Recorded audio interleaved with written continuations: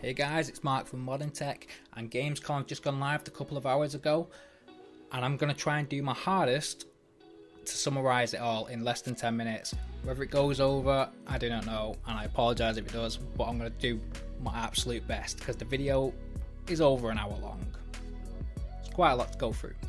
The 2021 Gamescom started off extremely strong with Dying Light 2 Stay Human, with an interview of the lead developer and the lead animation developer. Dying Light 2 showcases an overgrown post-apocalyptic parkour zombie outbreak survival game with a beautiful large scenery. The gameplay trailer gives us a bit of an insight on the friendships and enemies that you can make throughout the game.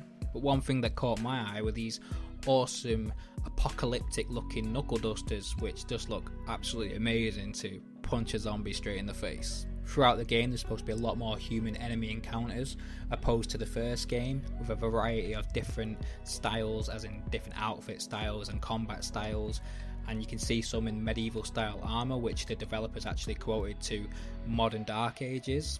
Pretty cool. The stream shows a variety of new parkour moves, and there's supposed to be twice as many parkour moves than the last game. And the skyscrapers in this game are supposed to be the highest that the developers have ever made before, and they look pretty damn high. I'm looking forward to exploring them. Next up at Gamescom was Microsoft Flight Simulator, which happens to be the first Microsoft flight simulator to head to consoles. This game is actually already released and looks incredibly realistic. In the interview they were talking about the Top Gun Maverick free DLC, which will be coming on the September the 7th, which will be in World Update 6, which has Germany, Austria and Switzerland. The update will feature new 3D cities, new airports, new missions, new tours, and a new plane series called Local Legends. Local Legends is basically a tribute to preserve the history of the local planes that fly in them certain areas. Flight Simulator was referred to as basically a museum with flyable planes. Sounds pretty cool as well. We're also working closely with a company called Volocopter.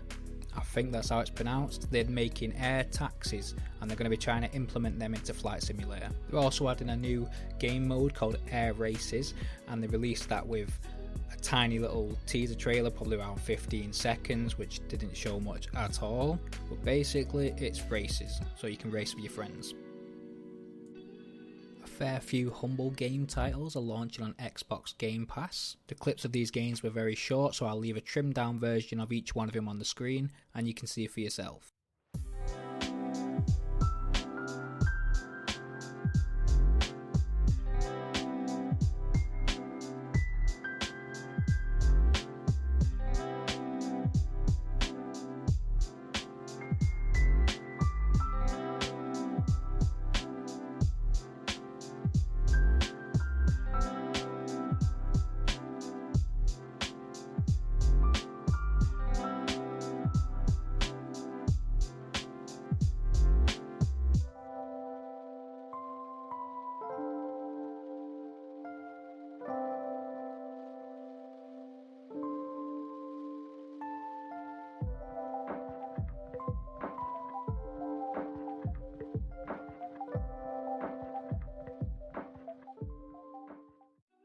Game called Into the Pit shows off a magic doom feel shooter without guns. This game shows off a very heavy metal vibe. There's not really much shown on this, whether it's story based or just action, but to me I'm getting a bit of a Time Splitters, Quake, arena fighting styled kind of vibe from it. Into the Pit is set to be released on October 19th of this year. Age of Empires 4 seems to be taking an unusual approach to having educational segments. Apparently they'll be implementing a lot of historical videos on culture such as medieval surgery, how flaming arrows don't go out, armor creating, just basically practically a full-on history lesson in a game. This is very unusual, but if it helps people learn, great.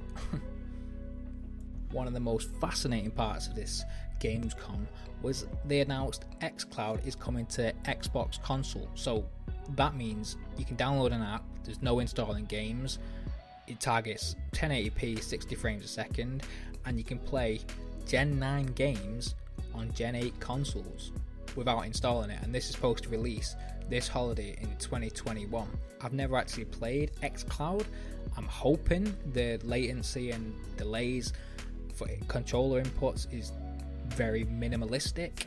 I know there will be some there, but if it's unnoticeable, then that will just be incredible, because people like me want to just play a quick game sometimes and you just really don't have a full day to install a game.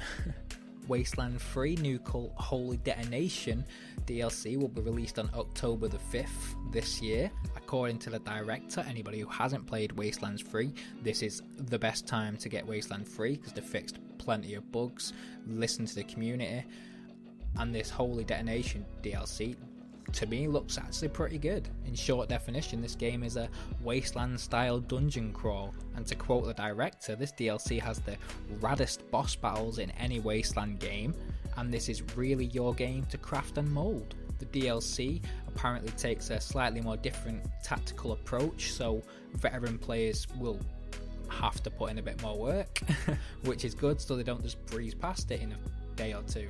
Well, let's face it, I'm sure people probably will. With new weapons, with a feel of dark and serious, also gross and funny with items such as spew pus bags. The DLC for this game comes out on October the 5th. Borderlands is also moving the way into the pirate era of Sea of Thieves, with a limited time only to join the Mayhem event to unlock a whole new ship.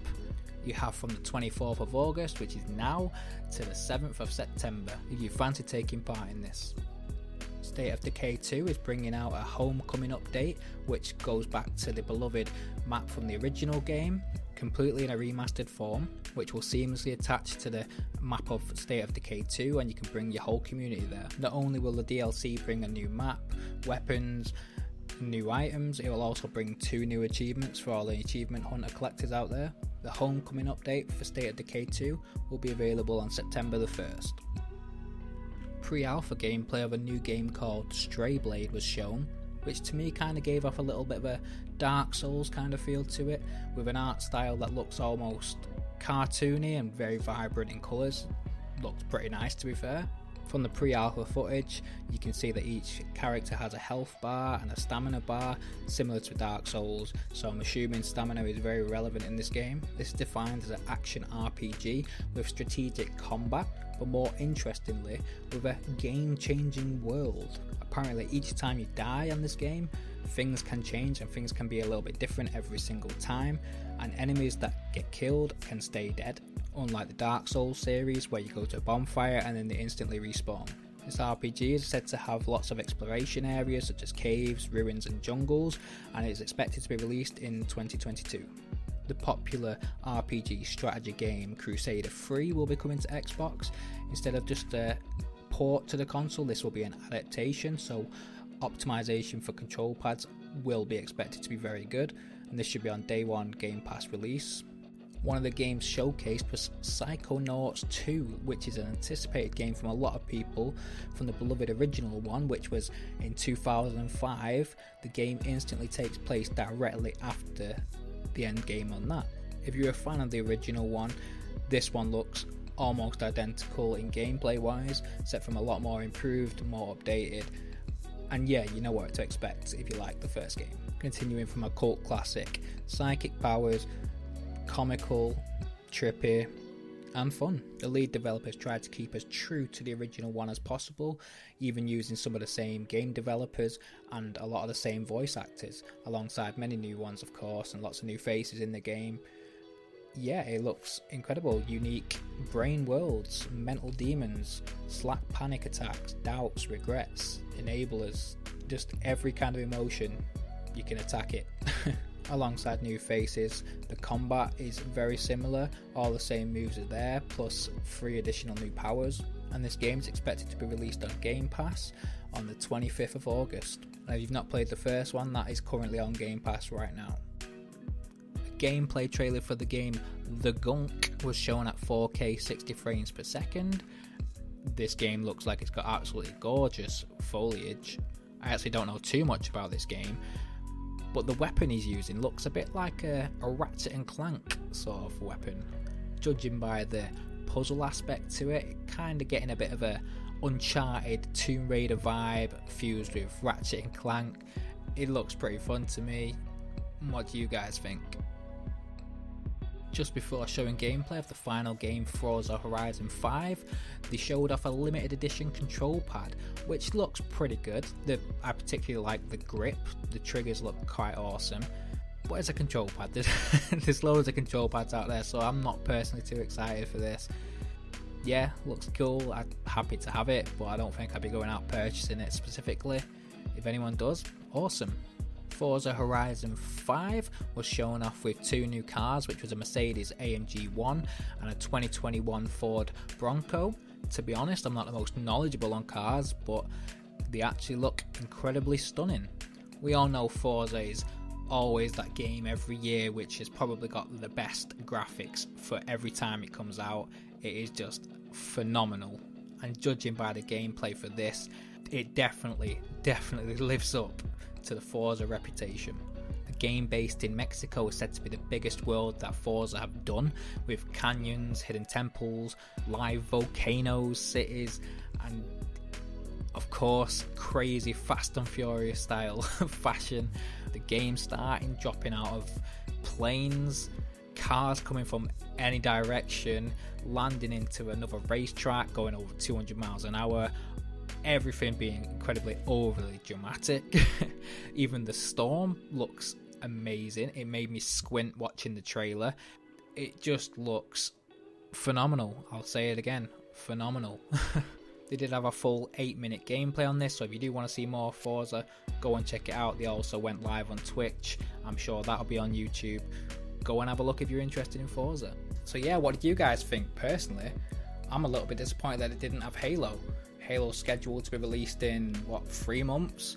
I know they're supposed to be releasing the campaign. To be honest, I wouldn't want to just play the campaign on Halo. I'd want to play the campaign on co-op. The multiplayer is cool, and that will be coming with the game out, but not co-op campaign, and co-op is Halo for me.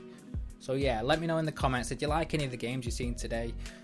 I quite enjoyed Forza, that looks pretty damn cool, and that Dark Soulsy type one, I can't remember the name of it, but it looks cool. I do like them sort of games, so what do you think?